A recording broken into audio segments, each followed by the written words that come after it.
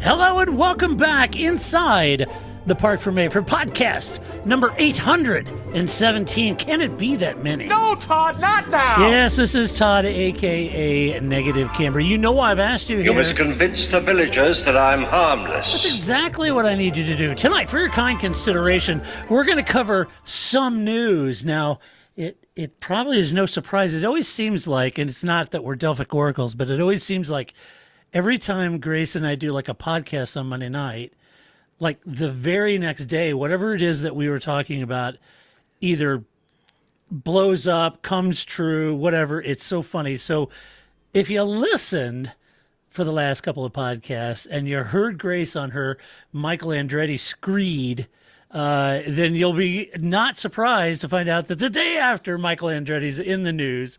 And so we're going to talk about that. But I have to introduce my lovely co-host, which of course means I have to go all the way to the right coast of our nation, nestled in our nation's capital, where she plies her skills as a master statistician and the queen of cats, with the Burj Khalifa of cat trees behind her. You know her, you love her, the lovely, the redoubtable Grace! Grace, how you doing? I'm doing pretty good, Todd, for, Monday in January. Yeah, it's a Monday. What are you going to do? Monday in a cool January in the swamp for you. Yeah, I mean, I was just thinking maybe we just have to start recording on Tuesday, right? Like, I don't know, maybe the news cycles all switch today and we should just move accordingly. I don't know. Yeah, it's really strange. It's almost, it's kind of spooky that every time we do a podcast, then like the day after you or Paul or me or text and say, what were we just talking about, the night before? Yeah, and yet they never seem to pick up on the good things we want, right? Like, no DRS. Is anybody listening? Because that would be great. We've been asking for that. Or consistent stewards. Or, I know. Yeah, it's always making them make sense, It's always what Paul would call controversy. Right. Yes, that's exactly what it is. They pick up on that. Well, we that. do have news to talk about in Formula One, some big news. Again, I got a lot of disclaimers. We're not the Delphic Oracle. I'm not hanging out in the boardroom at Andretti Autosport. And I don't know a lot of this firsthand, but we wouldn't be doing this podcast if you were. No, that's true. That we'd be doing a different kind of podcast. I don't know if we could be friends. I mean, right. I know. Grace, continue her haterade. I'm just saying, you people thought I don't like Red Bull. Whew, this is gonna be a long season. Imagine the hate you would have for Andretti team. It's a long burning, slow burn disgust with you. It's been long. It's been very long. So we're going to talk about that. We got some other things we're talking about. We have some Albin's cats, of course, and I've got some Todd's No Shit headlines that we'll get in. And I've put off a mailbag for a couple of weeks, so we've got several mailbags that we'll get to in due course. Oh, great. I hope they're all about things that I know nothing about, and they all should have been for Paul, but we were full when Paul was on. Yeah, I know. I should have done it when Paul was on because he's the only one that knows the answer to them. I don't know any of them, but That's all right. It's never stopped us before. Oh, of course not. I'm going to say an opinion to make it sound like I know what I'm talking about. That's right. So, hey, let's talk about write-up. So everyone, has been all abuzz, the socials this past week. Andretti Autosport announced, over the summer, it's kind of like he announced he'd really like to come into F1, and there was some pushback, and the teams were a little worried about that, and they weren't too jazzed about it. And then he was sort of in the paddock lobbying and working on the FBI, working on F1. There were some platitudes given to him, and then the impression that I've read by journalists who were in the paddock, there was that he kind of needed to do more than just kind of show up and say we can cover the 200 million pound entrance fee and we'll have a team. You got to have a little more value than that to the sport. And your dad. Well, we do have Mario Andretti. Right. Like we need a little more than you can cover some money and your dad. Right. Wait a minute. He's a former F1 champ. What does that carry? So anyway, so true to form, you got to hand it to Michael. He goes back home. And last week he came out and said, yeah, hey, that whole thing about us joining F1, we really want to do that. And we really want to do that now because this time we're bringing Cadillac with us.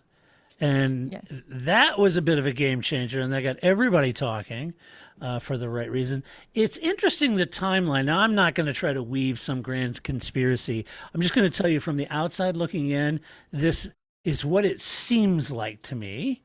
But I wouldn't write it on a rock. I don't know it definitively, but it is what it seems like to me, having watched the sport for a long time. So what it seems like to me is it's very interesting. So you all know we've got Eddie everywhere, right? Mohammed bin Salim, or I call him MBS. So you've got MBS, who is the president of the FIA.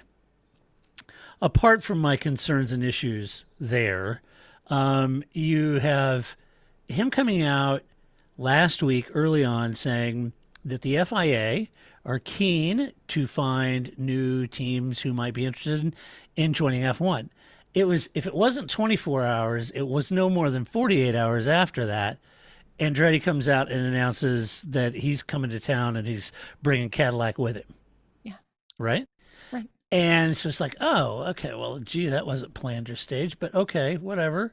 So he comes out, and I gotta say, I thought there was a lot of excitement about last week's announcement. They were seeking entrance. I mean, why wouldn't there be? It's an American car company and an American racing team of some pedigree joining F1, just as F1 has exploded in popularity in the U.S. What's not to be excited about, right? And I thought, well, this is good. Well, I'll tell you one thing that's not to be excited about.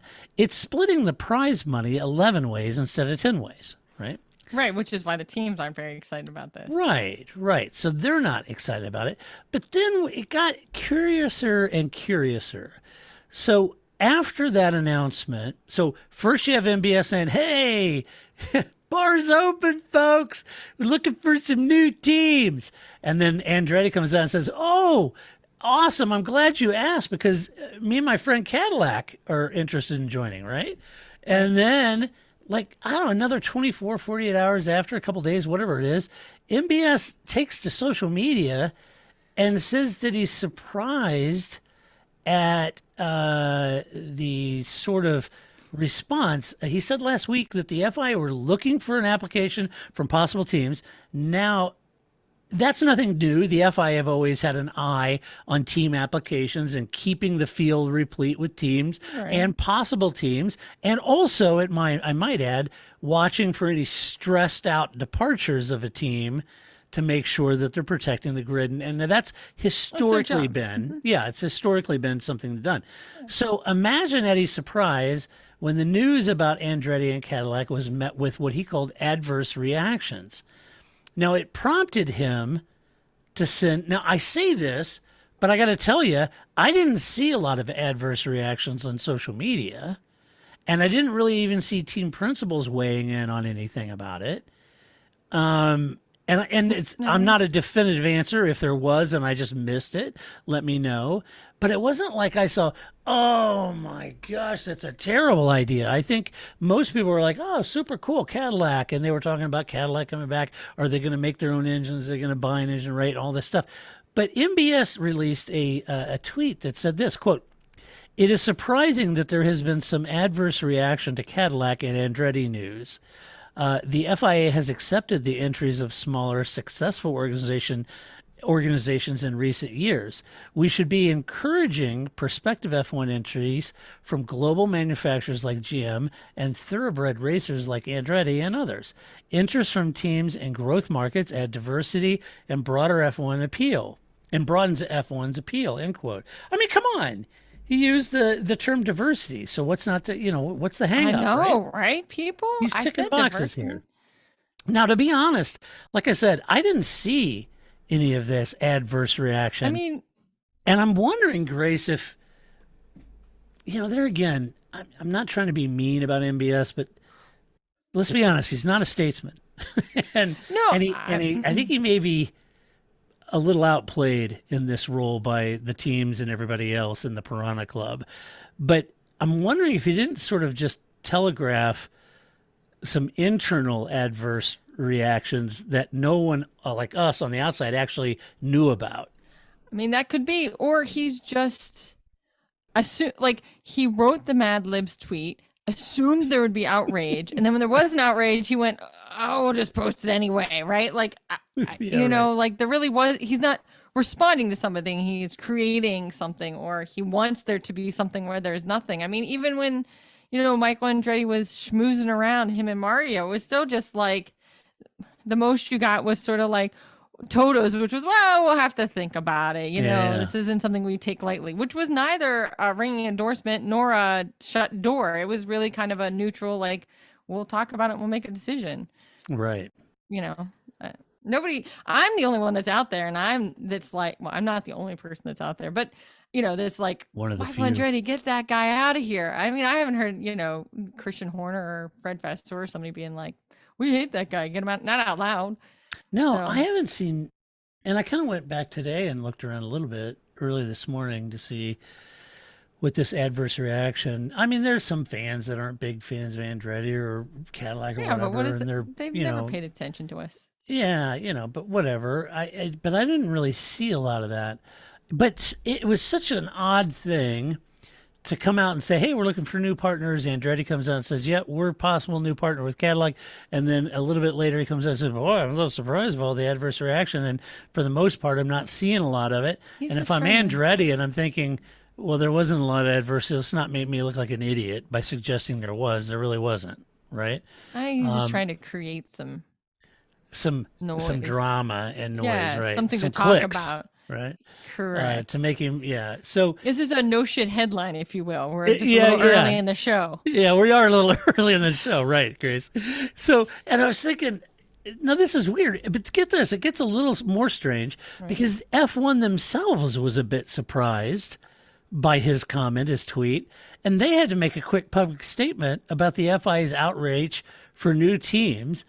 And here's what they came out in this sort of banal statement that really said nothing, but I'll read it to you anyway. It says, quote, we all want to ensure the championship remains credible and stable, and any new entrant request will be assessed on criteria to meet those objectives by all the relevant stakeholders. Any new entrant request requires the agreement of both F1 and the FIA, end quote. So they're basically saying, nice shooting, Tex. Time out. You're not the definitive arbiter of who joins or not. And by the way, we have a vote as the teams do as well. Oh, you know your father. It's one of those like, oh, Eddie everywhere. He just likes to say things and he doesn't really mean those things. So please don't think this is real things anymore. He just, he just gets angry sometimes. Yeah. That's how he is. Yes, he really does love us. It's just sometimes when he gets drunk, he just. I know. He hits. He's so excited. He can't help himself. So exactly. I think he's just trying.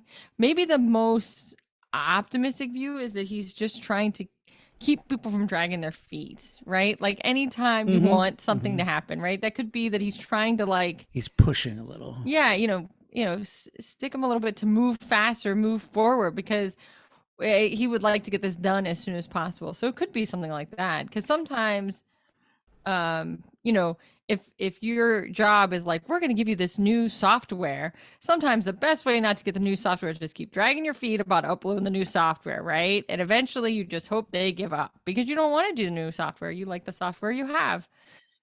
So, sometimes maybe this is the proverbial MBS cattle prod. Maybe. I just think. No. Yeah.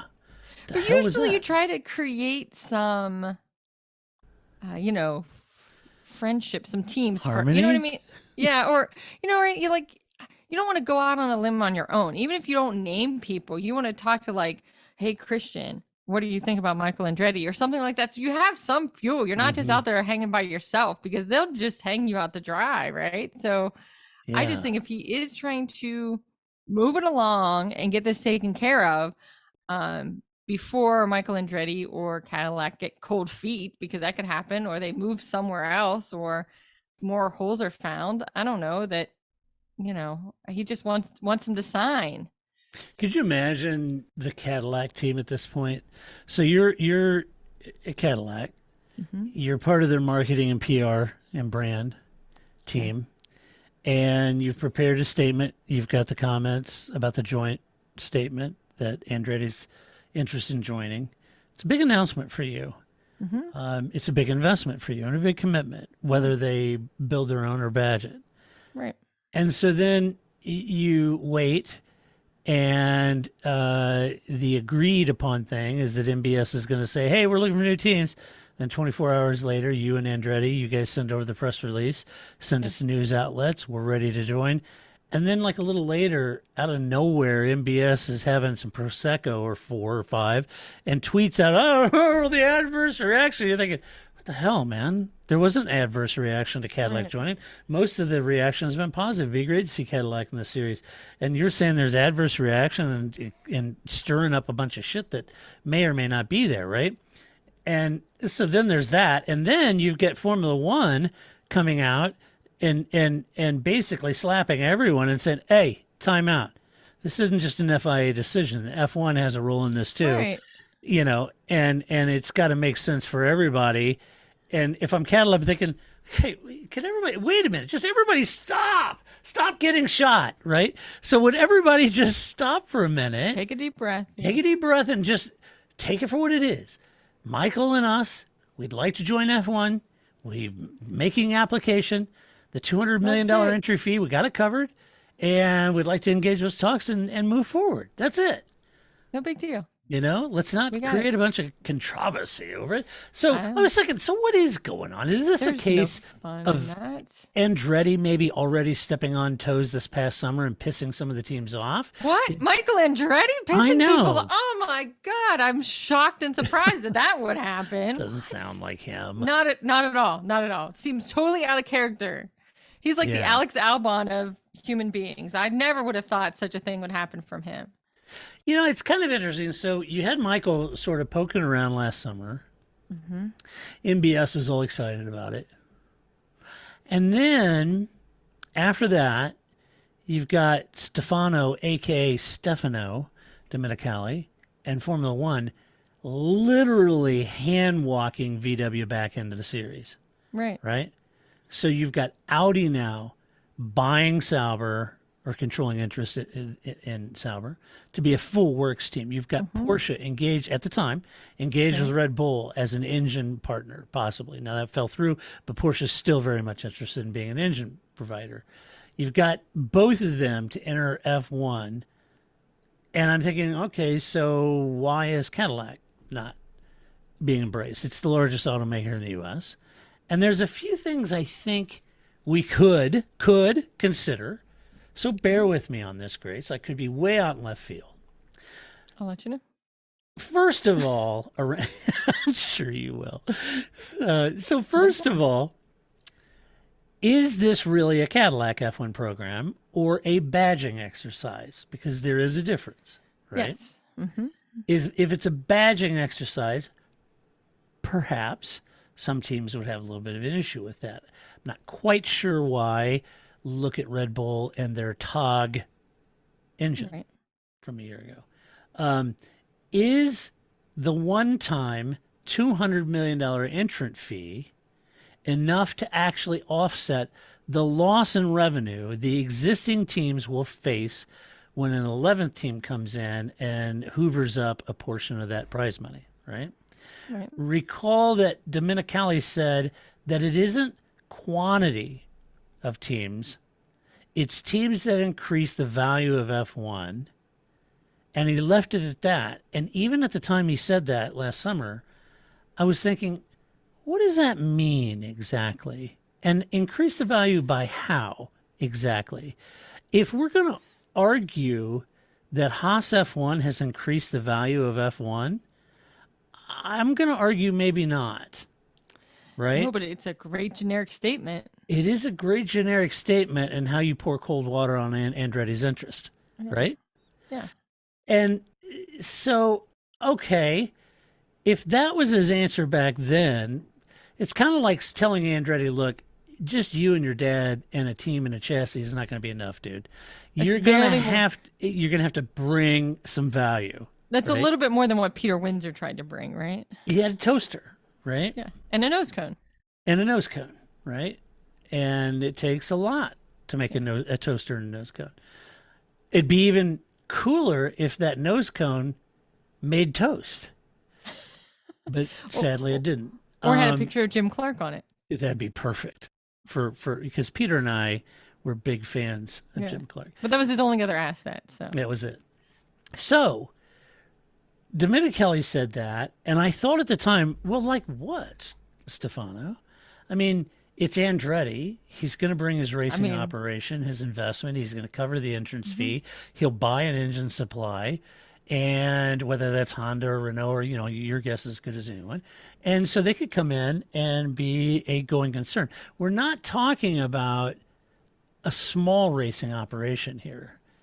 We're not talking. They're a pretty big operation, right? We're not talking Zorn GP here, right? Yeah. It's not Zorn GP. I think that's the thing. I think if you asked, I would say anywhere, but certainly in the United States, like if you just asked a random person on the street, name a race car driver, Andretti would come up. Now they mean Mario Andretti, right? But that's still right. Like it's like we hired the wrong Schumacher. I mean, I think it still is value that's going to add because you have the Andretti name. I mean, that's what Michael's banking on here, right? So. Yeah. I don't know what more do you want there, and same thing with Cadillac. It's not like that's what I was just going to ask, Grace. Right, it's not like Hyundai or something that people are like, well, I don't know that. If we're talking about increasing the value of F1, wouldn't Cadillac Andretti energize an already expanding market in the U.S. with 3 races now? Mm-hmm. I mean, you'd have to think that it would. If you've got newer fans in America, let's say. That's great. They've been watching all the season Drive to Survive. They're pretty pumped about F1 heading into the 2024 season. And now they've got Andretti Racing. Andretti's a name they know. It's an American team. It's a Cadillac, engine. Right, quintessential American, It doesn't get much more Americana. Right. Yeah, right? That's a pretty big American footprint. As juxtaposed with Gene Haas, who I like Gene Haas, and he's got a racing operation, NASCAR and stuff, but here he is. He's got a small team with Gunther as the team boss and no American drivers, and the team is basically based in the UK, right? Right. So I kind of thought, well, what value isn't that combination bringing? The other thing I think that is worth considering is, has Cadillac/Andretti gotten caught in this sort of interior battle between Eddie Everywhere and F1? About who's actually calling the shots. I mean, F1 got VW involved, and it's clear that Eddie's backing the Andretti Cadillac. Is it that simple that we've got a clash of egos and it's a power struggle, and you can see it even at the prize-giving gala, Eddie Everywhere with Christian Horner. Horner is like, oh, sit down, son, you're embarrassing yourself. And F1 and Domenicali had to jump in and pull him out. I think they're kind of like, what the hell, dude? Who brought the junior leaguer to this role? So I think there's a weird thing going on there, and I'm just wondering if Andretti and Cadillac have gotten tied to MBS. Oh boy. I mean, I don't know. I mean, you want to, I think, I don't know. Anytime I've started a new job, there's always a period of you trying to like figure things out, right? Even though what you do may be the same. I've really done the same job across multiple agencies, but every agency is a little differently, and everybody kind of like the management structure is a little different. So it takes a little bit to kind of like figure out who does what and how not to step on toes and that kind of thing. I think, MSB is just like, forget it. He's just coming in. And I've worked for managers that are like that. You hire a new manager and they're just like, this is my survey or whatever, right? And they like try to take it, and you're like, whoa, buddy, we've been doing this for a long time, right? Like, you can't just like bull in a china shop your way through this. I think that if you just kind of like take a moment, figure things out a little bit, you'll get a little further than just like, it's my way or the highway. I just don't think that people ever want that. And especially when you're dealing with, right, the F1 side of it, and then the owner or the teams that are just like, hey, I get a say in this too, right? So you're not just like bullying your own employees, but you're trying to bully other entities that are like, no, we bully you. You don't bully us, right? Right. I don't think you know how this works, right? Who butters whose bread? And so I don't know. It doesn't seem like, it certainly wasn't the way Max Mosley handled things. Jean Todt, again, stayed way more like, I don't want to be near your bread. Me and my butter, we're going to be over here. And Jean Todt was like... Yeah. F1, you and your parquet can be over there, right? We don't want to have Yeah, anything to right. do with it, right? And so now there's this like this I don't know. I don't know. Eddie Everywhere just seems to really be pushing this in a way that just isn't working. And I mean, it would be a shame, my haterade for Michael Andretti aside, if that is what happens, right? That he just got um attached to the wrong entity Yeah. and it got pushed forward in the wrong way. Because I think if a sport would benefit from another team, they should have that. I would prefer it not Michael Andretti, but I want to have the best sport possible. So I don't know. I Yeah. just think you just can't like I have the bat, I make the rules or something, which seems to be what he's trying to do here. Yeah, I don't know. I'm just thinking out loud there, but it is kind of what it seems like. I mean, in the end, F1 is experiencing a growth spurt, no doubt. Mm-hmm. And while there's technically room for 13 teams or 26 cars, you do have Porsche, Ford, BMW, Hyundai, and even a Chinese billionaire who are all rumored to be interested in joining Formula One at this point. Right. So maybe I'm reading too much of it. Maybe Stefano's comment is really just say, look, we got a lot of people interested in F1 right now, and we're part of that process too. And we want to assess all of the opportunities to see which of those opportunities seem to have the biggest value, long-term impact on Formula One. And we need to do that to protect the existing 10 teams as well as to safeguard the new team, that new team slash S that could be coming in. And maybe they're just being prudent, which I'm a huge fan of saying, well, let's see what Porsche can develop, what Ford, Right. BMW, or Hyundai might be interested in doing or not doing. Do they want to come in and make engines? Do they want to be a works team? We need to ferret all this out. We know Andretti and Cadillac's intention. That's great. But we need to hear everybody out and figure that out. Maybe that's all he's really saying. So it wouldn't be prudent. Wouldn't be prudent. If I'm honest, I still think Max Mosley had a point when he said the series needs an independent engine manufacturer as car makers come and go. But surely there's a need for a balance in that privateer versus manufacturer. And I'm slightly less interested in this notion if Cadillac is just doing a badging exercise.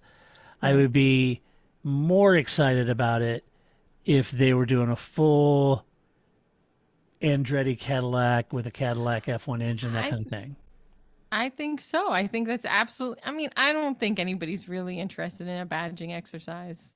I mean, as a fan, that's whatever. That's just not interesting. Cadillac fully getting in and being another engine manufacturer, fascinating. I think that's a great idea. Let's do it.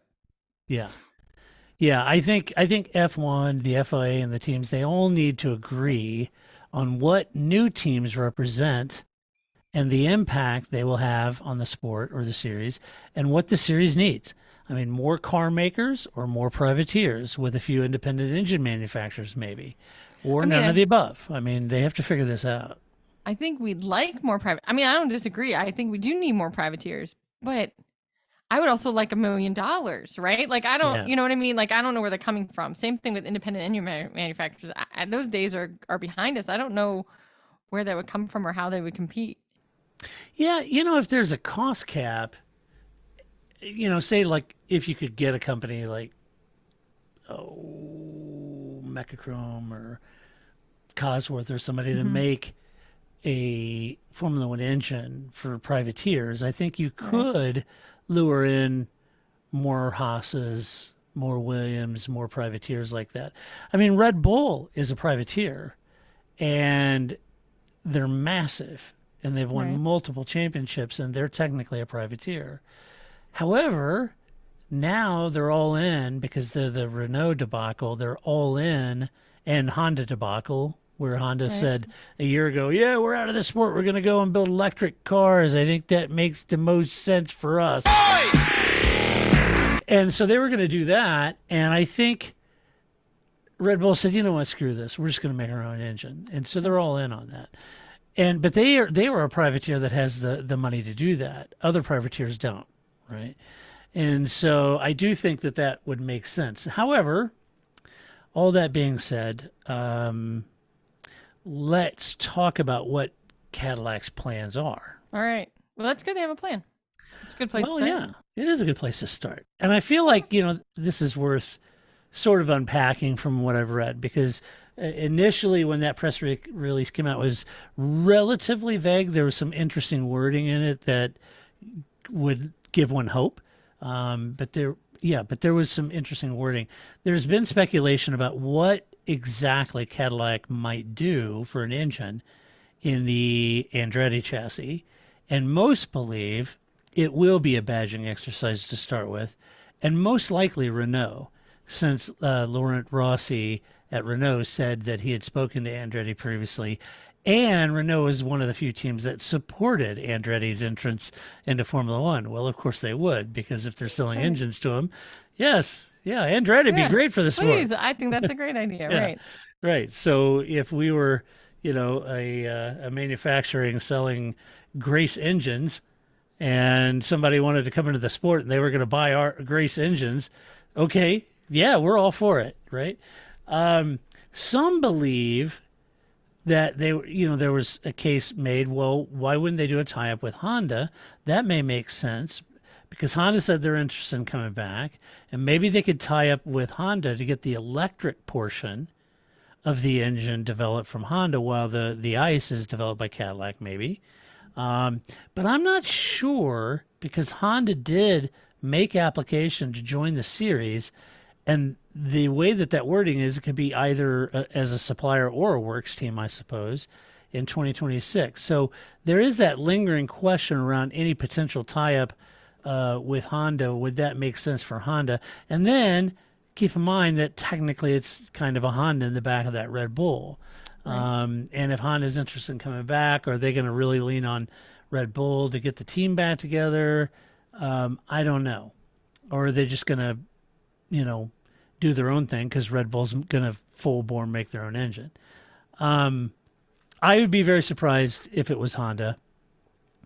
But I would also be very surprised if Honda entered as a full works team, if I'm honest, given that they left abruptly in 2009 as a works team, and then they left abruptly last year and said, yeah, we're going to go make electric cars. Then all of a sudden they won 2 championships on the trot, and they're like, oh, there's a lot of people watching F1. Okay, we're back. Yeah, we're back. We want to. I mean, they're so fickle. Honda is. I said F1. That. Make a decision. Stick with it. You did, and they're so fickle. Just on. It's just like a light switch, on, off, and so I don't know. It seems that Honda is more assured about their presence and future roadmap in other series, such as IndyCar. That seems, for whatever reason, to make more sense for Honda to continue. Whereas F1, it's just kind of hot and cold. In the end, I feel like Cadillac/GM could make its own engine, and perhaps that's the intent long term. And you have to consider, though, like if you and I were at Cadillac, Grace, and we decided that we'd get into the sport with Michael, and we came out right now at the beginning of the 2023 season and said we want to get in. Let's just say in 6 months, the FIA says, congratulations, you can be on the grid in 2024. There's no way that you and I at Cadillac could design, prototype, test, and have an F1 engine ready by this time next year. Right. That would be a lot, right? But it's not to say that they wouldn't make their own. Look, they're making a turbo V6 hybrid engine for IndyCar. Right. So it's not like it's beyond their capability. They're doing that for IndyCar, and they're doing that with Ilmor, right? So in the end, why not just make a super sort of GM/Cadillac F1 motor with Ilmor, right? He's got a penchant for making awesome engines. Yeah. They do that in IndyCar.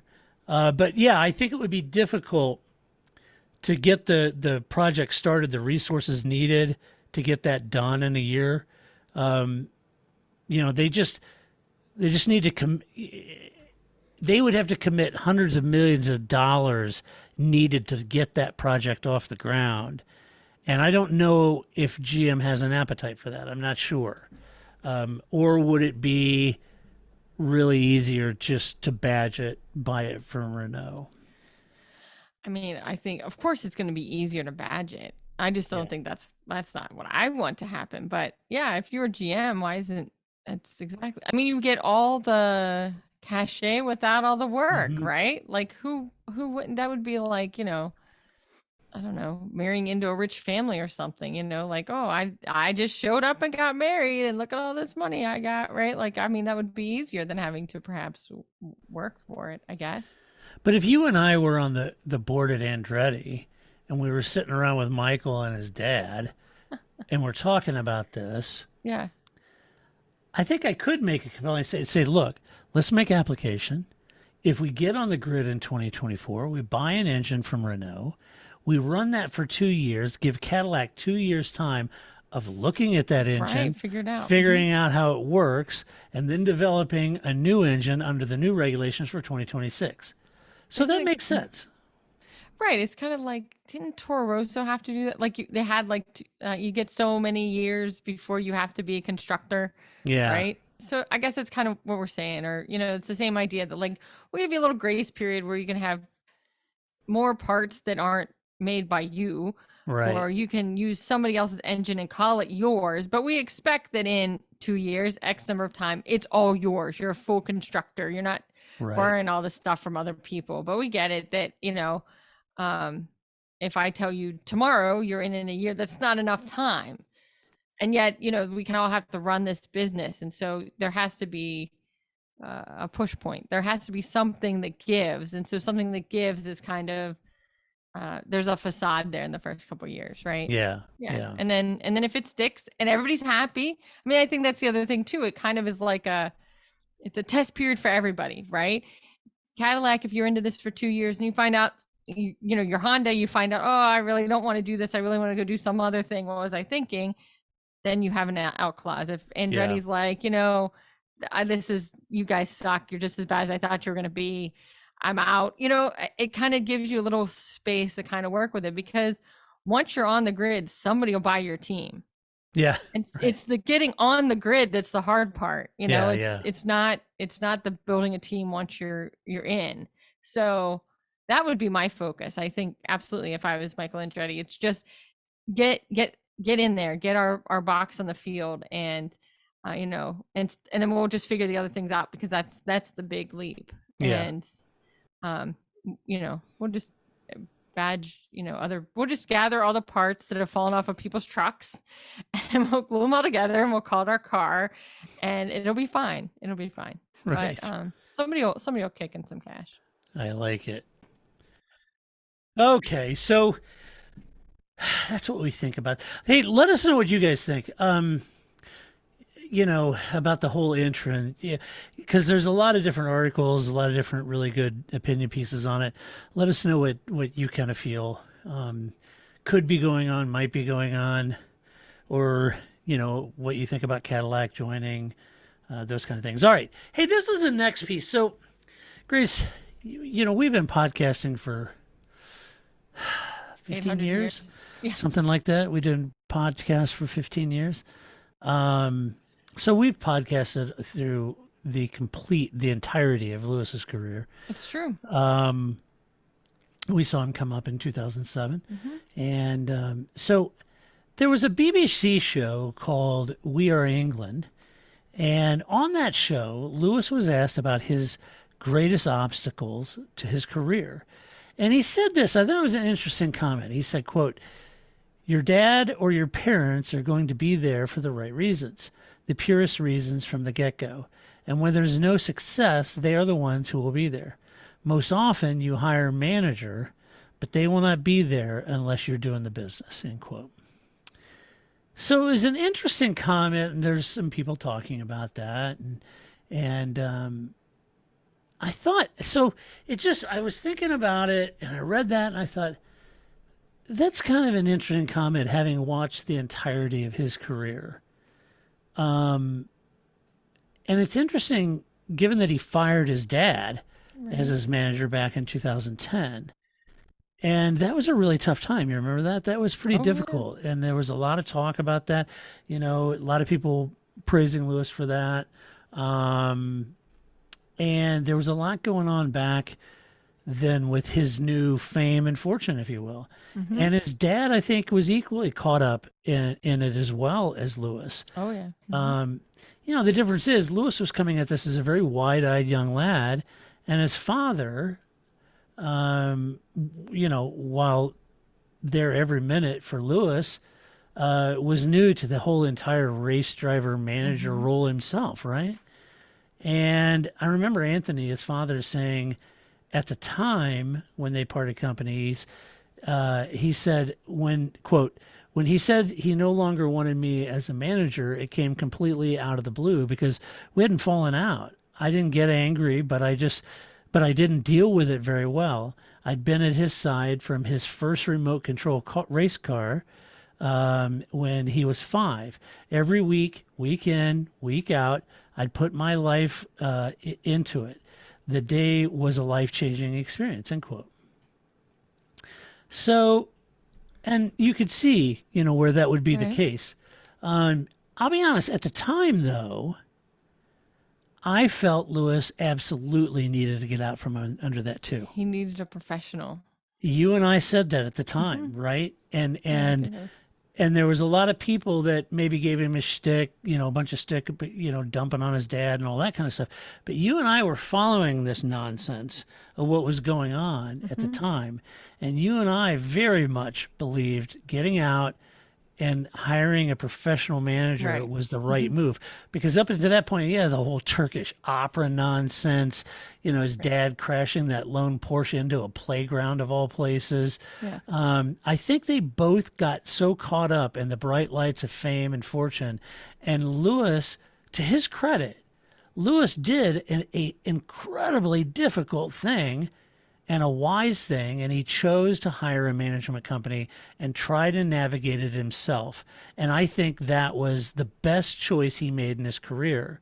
And if, in fact, we said it at the time. And, you know, like I said, people say, oh, yeah, he's dumping on his own family and blah, blah, blah. And it's I kind of like, mean, but I think that I don't know. I mean, everybody's relationship with their parents are different. You know, I mean, I don't, and and just because I think there becomes a point where you're unable to perform at that level. You know, so mm-hmm, maybe Anthony was totally successful at being able to be his manager until it got to some point. It was too much, and he was just pulled in the wrong directions, or I don't know. Maybe Ron and Anthony didn't get along. It yeah, just didn't seem to be working, and I think it would be very hard to work with. I think it's very hard to work with family, right? I think, yeah, yeah, you know, I mean, how do you say to your dad, who has done all this stuff for you, right? And yeah, literally put his life on hold, and yeah, made all these sacrifices and worked multiple jobs, et cetera, and you're suddenly going to say, I don't like the decision you're making, or I don't yeah, like how you're negotiating my contract. I mean, I don't know. It's family dynamics are hard. I think that it's yeah, easy to, you know,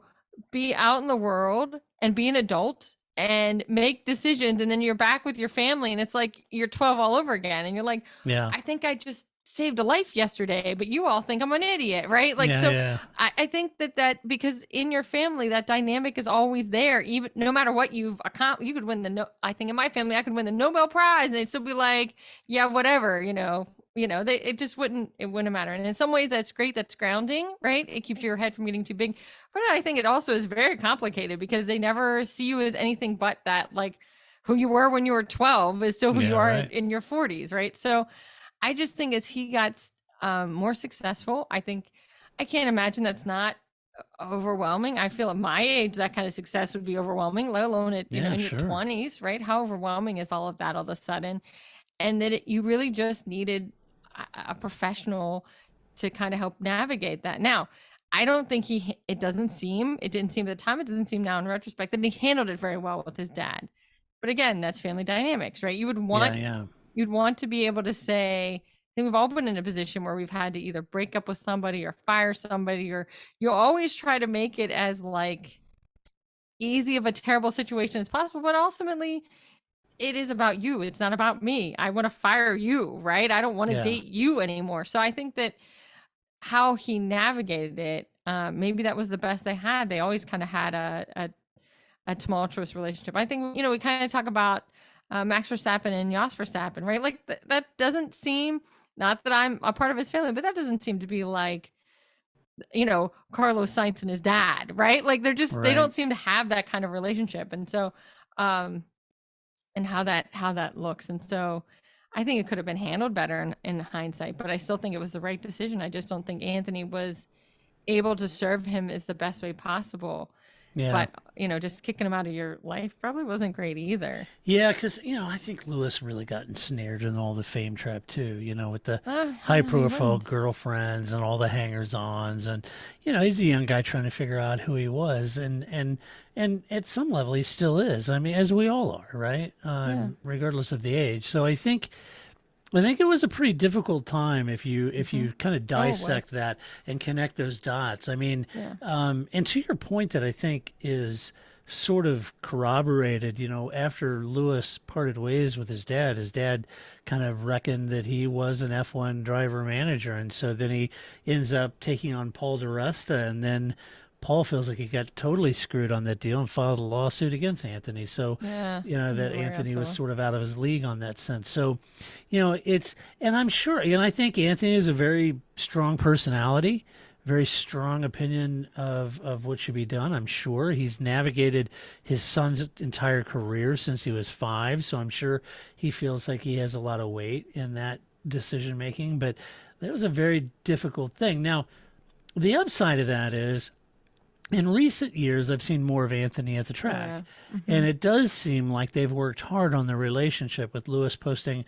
a really nice comment on social media. This is back a couple of years ago, but he said, quote, "My dad and I haven't had the easiest of relationships. In the search for success, we were so immersed in the drive to succeed that we lost sight of what was most important, our relationship," end quote. And I think that's great, that I see Anthony there with Lewis at the track and kind of mending that relationship. At its simplest, I think that's it.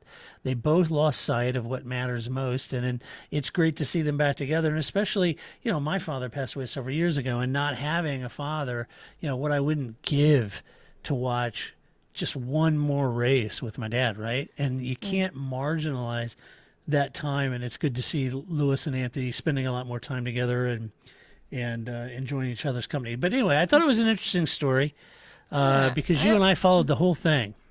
I do also think, I thought it was interesting, his statement about, a professional is never going to care about as much as you as your family. Yeah. I was thinking that it's the same, like, when you're planning a wedding or any event, but especially wedding. Well, nobody cares as much about your wedding as you do. Right. However, there is a way to work the advantage of what that professional knows. The caterer for my wedding has catered more weddings in a weekend than I will go to in my entire life, right? So there is some knowledge that caterer is going to have about, well, Grace, maybe that idea isn't great, or hey, Flip, maybe that isn't the best food to serve, to people in wedding outfits or whatever. So I think that there is a place for outside contractors, and there is a way to work with them. It isn't just like nobody cares about you as much as you do. Well, they do have some vested interest in you being successful as well. Yeah, they do. And find somebody to I agree, and I think maybe a contractor saying, "Hey, maybe flying over the heads of Turkish opera goers isn't a good idea." Where was that guy? Yeah. And I think that's why you see a lot of like the Mark Webber as a manager, right? I could see that that's really, if somebody has the acumen to do the management side of it. Well, he's been through a lot, right? Like, what couldn't you learn from somebody like Mark Webber, who's been through so much? He didn't have an easy time in Formula One, either with Jaguar or with Red Bull. So he wasn't about to let Piastri get screwed like he did. No, right? So I think there's something to that, right? That you need that experience, and there's no way Anthony was going to ever have that kind of experience that a Mark Webber would have. Yeah, right. No, it's true. So good on Lewis. I'm glad that it's good to see them back together again. That's the best thing you want, is the kind It of is. everybody's figured out their place, everybody can be a family together, and Yeah. everybody's working for the best. Yeah, it's about reconciliation. So I'm glad they're back. Yeah, I think that's good. Good move now. But it was the absolute right move for Lewis at the time. Let's do some Albans Cats. It's false. No, not this time. Who's crazy? Not this time. No, not this time. Yes. All right, Grace, you got some Albans Cats for us? All right, well, it is a bit slim. I'll just put that out there because I can imagine. it's January, and my Albon Cats, my team principal's been a little under the weather, so I had to do some digging myself, which is never as good as when Flip helps with the Albon's Cats digging. So the first thing I'd like to give a shout out. So as we were talking now about, Eddie Everywhere and Mohammed bin Salem, and so you remember back, well, I guess 4 podcasts ago, when we were talking about Yas Caputo being thrown out of Williams. And one of the comments was made by Amazing Super G. And so this is on our YouTube channel. He had made this comment, or she had made this comment, which was, your nickname of MBS for Mohammed bin Salem makes me think of the real MBS, right? The leader of Saudi Arabia. So maybe a better nickname would be Ambisul. So then it sounds like imbecile, he said. So please feel free to use that. And so I give that a heart. If I could give it more than 1 thumbs up, I thought that was great. Ambisul was I thought a great use of Eddie Everywhere's newest nickname. Yes. Well, Greta salutes it. There you go. Very random. It was. I just saw that picture. I thought it's got the very Wednesday Addams Family vibe going on in that picture. Well, it is the show now. I don't know. So then the other, I don't, again, because, my team principal is currently ill downstairs on the couch, but I did want to note that, Does he have the black lung pop? No. Oh. He just has a cold. Oh, okay. But I don't know. He's a guy. It might as well be black lung, whatever. Right. Anyway, I don't know. I'm like, I live with you. I like coughed. I don't know. I have a better immune system. I don't know. Whatever. I'll now know when he gets the end of the podcast. Yeah, right. I'll get that mean tweet. But anyway, we now have a championship trophy for coming in 22nd, right? So originally, we're gonna have him handed in, right? Like he's Montana, right? But that would have been good. So I have a like trophy it. Well done. for our fantasy championship, because who knows when I'll ever beat you guys ever again? Never. So you got to celebrate it while you can. It could very well be in 2023, Grace. I did terribly. I know, but you will have learned, and Ferrari will not have. So you'll be fine. You will do very well in 2023. You will support them for like 5 races, and they'll be like, "I'm out.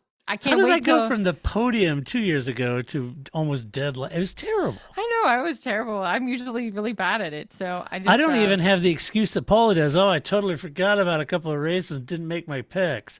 I don't even have that. I made all my picks. It's terrible. I don't know. It's only because I'm not in charge of making the picks. So it's really is a team award over here. So well, there you go. I just wanted to. Good for you. Yeah. I like fantasy. We got an award now. All right. Good. All right. So time for some Todd's No Shit headlines. Here we go. First No Shit headline. Are you ready for this?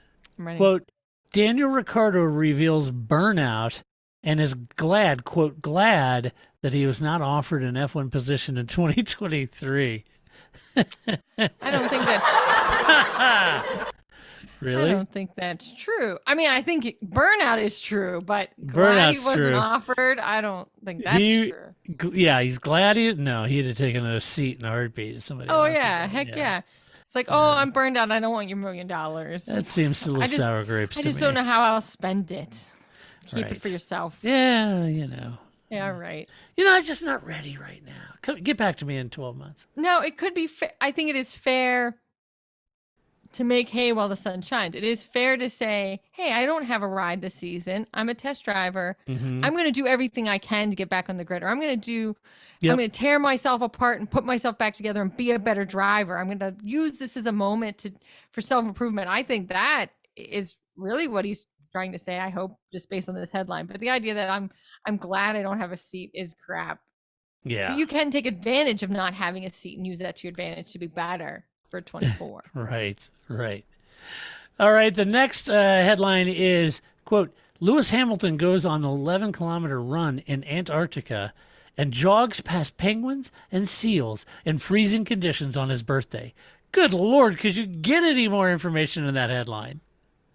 I don't know. I guess my first thought was, they have penguins in, like South Africa. Warm places also have penguins. You don't have to be in Antarctica, man. No, I was thinking Lewis Hamilton goes on an 11-kilometer run in size 10.5 Nikes in Antarctica and jogs past starving penguins and seals being eaten. It's just on his birthday. I don't know. It's just it's a run-on headline. A lot of information for really a non-story. I know. Okay, so he was down there, did a little bit of a run. He was in Antarctica, let's see. saw some seals, It's just, they make it sound like, yeah, I'm out for a run. Look at the seals. Hey, penguins. Woohoo. Yeah. It's or like when, because like Alonso used to train in like the desert in UAE and stuff, like this really like extreme running. This isn't the same idea though. He's not like extreme running. And the way it says it's like, desert. And jogs past penguins and seals in freezing conditions. It makes it sound like he was kind of like jogging past penguins and seals who were freezing. It was like, whatever. Whatever. Get it together. Seen it. Yeah. Beep, Strange beep. Hey, headline. penguins, how's it going? Good luck. Yeah, don't get eaten. Yeah, don't freeze to death. The next headline, quote, Fernando Alonso given huge Aston Martin Christmas gift as F1 legend is handed a luxury 250,000-pound SUV after joining team. Wow. Okay. Okay. I mean, that is a lot for a car, but I mean, did anybody check the price on whatever it is Ferrari gives Charles Leclerc? No, it's more than 250K. Or McLaren. McLaren, yeah. So I mean, I get it. You're going after Fernando and his super expensive car, but he's not driving for Ferrari. Right. I don't know. That is just like I mean, I get it that's a headline that amount might wow me. It does not wow Alonso, right? No. Like, yeah, right. That's right. great. It's a car. Thanks. Right? Like, I just don't think, yeah. All right. It's expected. It's not a very good Christmas gift. Yeah, well, let me put it this way. I don't think it was a gift at all. I'm sure it was in his contract. Yeah, well, right after the Alonso clause, and I don't see Lawrence standing up, adjusting his junk, and saying, "Fernando, thanks for signing the contract, and as a little gift for you, I've got a $250,000 SUV I'd like you to drive around." What we really need to find out is what he gave Lance.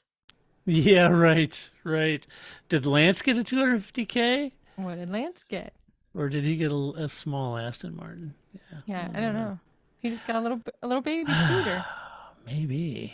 I don't know, right? Like, all right. That's anyway, great. All right, moving on. Talking about McLaren. Nice, Ron. Here's the headline, quote, Brown, colon. Right. I expect Norris and Piastri to be close. Yeah, I don't. I'm just really. And what? As friends on the track? Just be close. Just be close. Just be close. No, I think Norris is kind of got this one. He's there. His feet are on the desk. He's been driving. I think it's going to take Piastri a little time to come to grips with the McLaren and figure the system out. And, I also don't think Lando Norris is like, he's not Fernando Alonso, right? He's not rolling in here like, yo, he's not, Andy everywhere, just rolling in like, listen, we're going to add a team and you're going to pay him money and this is what we're doing, right? It's really not how that team works either. And that's certainly not how Lando Norris seems to carry himself. So I just think that is like, and the thing is it's not like Zach Brown just said that quote. Right. I'm always interested in what else did he say, because that's the quote you pulled for your headline, right? Like that you thought was the juiciest thing he said. It must have been a whole lot of a nothing burger if the best thing you pulled from that conversation was, I expect Norris and Piastri to be close. Imagine what the content of the article must have been like. You know, the guy's just like sitting there like, thanks, Zach. Yeah. Yeah. All right. Yeah. No, that's good. We'll run with this. Thanks. Great. Man. I'll take that quote. Thanks. Thanks a lot. Great. All right. Let's do some mailbag. You've got mail. We do have mail. First up is our friend Cohen. He says this. He says, I'll try to fit my question in with the wine and cheese theme. Over the last 2 seasons, there's been a lot of whining, get it, about the unlapping of cars at the end of the safety car period. I thought of a solution. You don't unlap the cars. After everyone is bunched up behind the safety car, lap cars go through the pit lane and join the back again. And it's a good idea. I agree. You could unlap them. You could just, have them run through the pit lane while the leaders continue on. So you could have them all catch up. The thing I think would be difficult is when they're out of position. So you've got the leader, second, third place, and then you got a lap car, and then you got fourth, fifth, sixth place. So even when the lap cars catch up at the back, you still have laps in amongst the top 10 that are not lapped, right? So you've got to get them out of position and let them pass everybody and come around to the back. So I think that would be difficult, but it still could be done. You could just say, okay, cars, this, and this, regardless of where you're at. When you come around, go through the pit lane. But if there's a car in third place on track who happens to be a lap down, they go through the pit lane and come out the other end. They may not have fallen back into exact place. So I get the point, though. Yeah, you really need. Here's what they should do. They should have the lamp cars come in. You know how they use those the car jacks, right? The little dollies they use. Yeah. Just park them all there and just use those little dollies like to move them. to move them around. Yeah. Right? Yeah. Pull all 4 wheels off, just scoot them around, and then send them back out again. Because you're right. That's the problem, is that they're all like intermixed, and even amongst the lap cars, right? It's just not quite that simple. But then I think just have them pull over on the side. We'll use the little dollies, move them all around, and send them back out again. And Grace, Cohn wanted to know, what's the best cheese and wine pairing to imbibe while discussing why this solution has not been thought of before. So if we were going to sit down and discuss, now, why hasn't this been thought of? What wine and cheese would you select? A Gouda? Oh, that sounds lovely. I love it. A Gouda is a nice choice. Nice Gouda is a good choice. Go with a Pinot, maybe? Always. Yeah. That's what we discussed. It goes with everything. Yeah, I'd say a Gouda, a nice a Gouda with a Pinot would be good. That sounds good to me right now. Sure. If I'm honest. And Cohen said, personally, I think a half-matured Gouda and a nice beer, like an Orval, a Belgian Trappist, which is I think a Belgian is always a good choice. Would be perfect. He says, I love the podcast. It makes my Tuesday commute something to look forward to. Well, Cohen, thank you very much. I'll just add before you move on to the next question. Yeah. So you know how there's what is basically Zima in some form or another, right? There's this whole malt beverage thing, which is basically just, Zima all over again in a different container. Well, they now also put like a whole range of margaritas in a can. I am never buying liquor again. Where have I been my whole life? I'm just buying canned beverages, not the Zimas, like, because those, right, are what's marketed towards women, the fizzy, fizzy Zimas.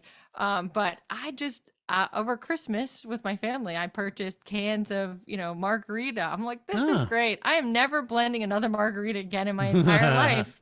So much easier. It would be. Let's just put all our alcohol in a can. Why bother? I just think, why do I don't know. I mean, especially now, there was a time in my life people would come over. We would drink liquor. Now it's like people come over and like, oh, you got some water? Yeah, I guess. Yeah. It's funny. Oh, now, it's not quite the same. So anyway, I'm just saying, the more liquor we can just pre-mix and put in a can, I'm here for that. Great idea. That's good. I love it. All right, ready. And Cohen, just so you know, being the Belgian bloke you are, I work for a Belgian company. So I have lots of dear friends in Belgium, and they're all colleagues, and there's several Cohens that I know. And one in particular that was a friend in the same division. He's not at Barco anymore, but he knows who I'm talking about, and he's a delightfully wonderful guy. and I think very highly of him. We have a great friendship, and Oh. he's a huge racing fan, and I love that. But hello to Sandra and Pete and Harriet and Chris and all the folks over at my colleagues in Belgium. So And Stoffel Van Dorn. Hey. yes, exactly. And yes, I the place I go to is West Flanders in Kortrijk, home of Stoffel van Dorn. So There anyway, you love my Belgian colleagues out there, and they absolutely turned me into a beer snob. go. It's all your fault. They got the stuff, man. They got the best beer and the Oh, best they do. chocolate. They know what they're doing. They do.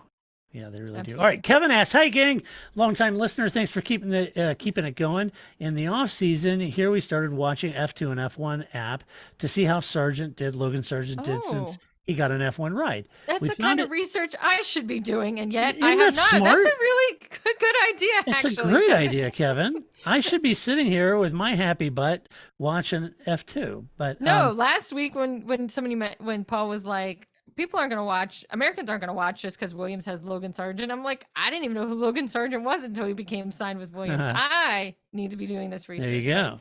I digress. He Good said, idea, "We Kevin. found it odd that his F2 team, Carlin, has Williams sponsorship on the car. Shouldn't Williams be spending their money on the F1 team instead? Or is this a way to get their hooks into some future F1 driver for less money in the long run?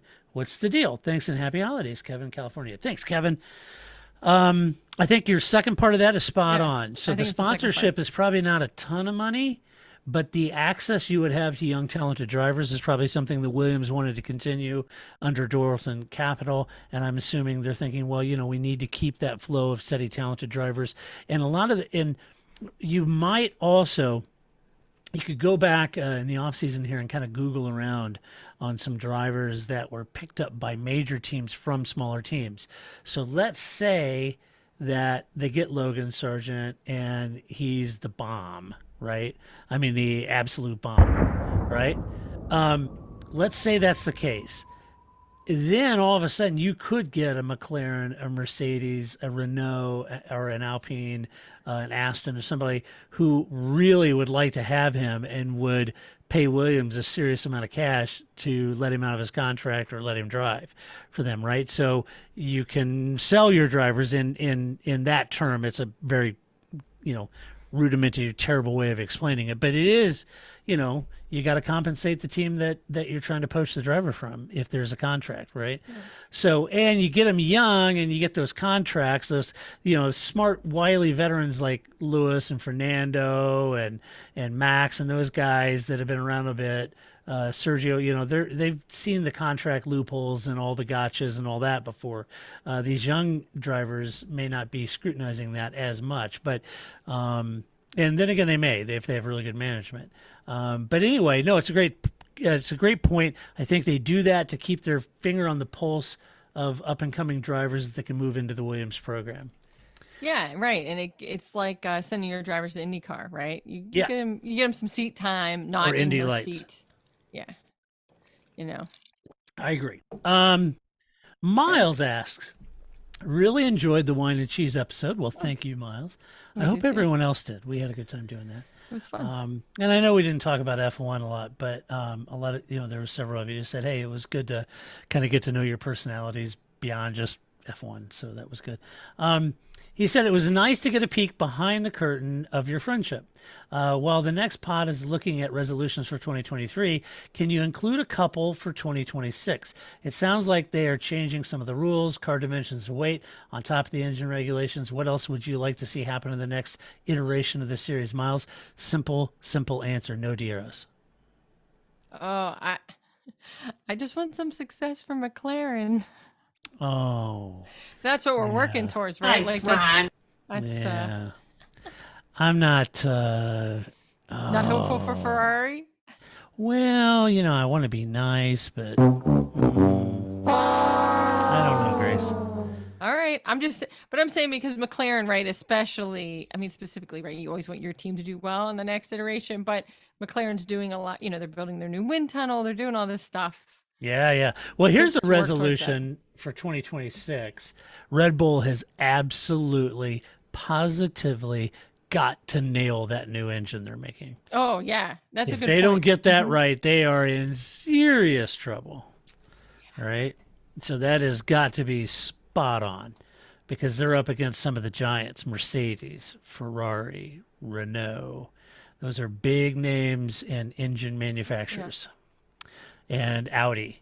Ooh, Right. and Cyril Bitbull comes back. Cyril a people. Yes. Yes, that would be good. I guess that's more of a wish than a resolution, but Or Maurizio Arriva Bene. I think that would be good too. Maybe they should just have like an alumni team, right? That Like would be good. bring back like Jensen Button, like bring back some former drivers like Jensen Yeah. Button, Mark Webber, get some former team principals. I think, it would That would be be good. kind of like an exhibition or something, that That'd they be do good. at like other events or like the celebrity tournaments. They do like all-star games or something like that. Like we'll Yeah, raise right. some money for a charity. We'll get Martin Brundle in a car. It'll be a good time. Who doesn't want that? I like it. Yeah. I'm all for it. All right. Finally, I got to check the spelling of the name because I think it auto-corrected when I posted it in my notes. Surprise, that happens. Yeah. So sorry, Wes. I hope I pronounced this right. Is it Crago or Crago? I hope I pronounced that right. But word change that auto-corrected for me to West Cargo. It's like Although that escargot. works for me West too, Cargo Wes. is West good. Cargo. I like.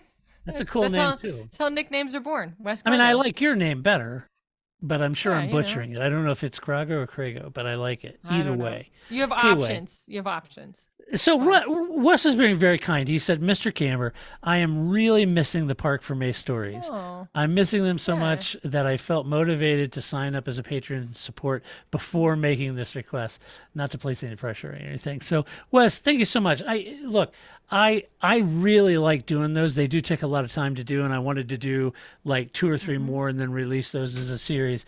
And I kind of put it out there, and it's really refreshing to know that that you really enjoyed them because I kind of put them out there, but I didn't get a lot of feedback from listeners on it, and I didn't know if you guys really liked those or not. But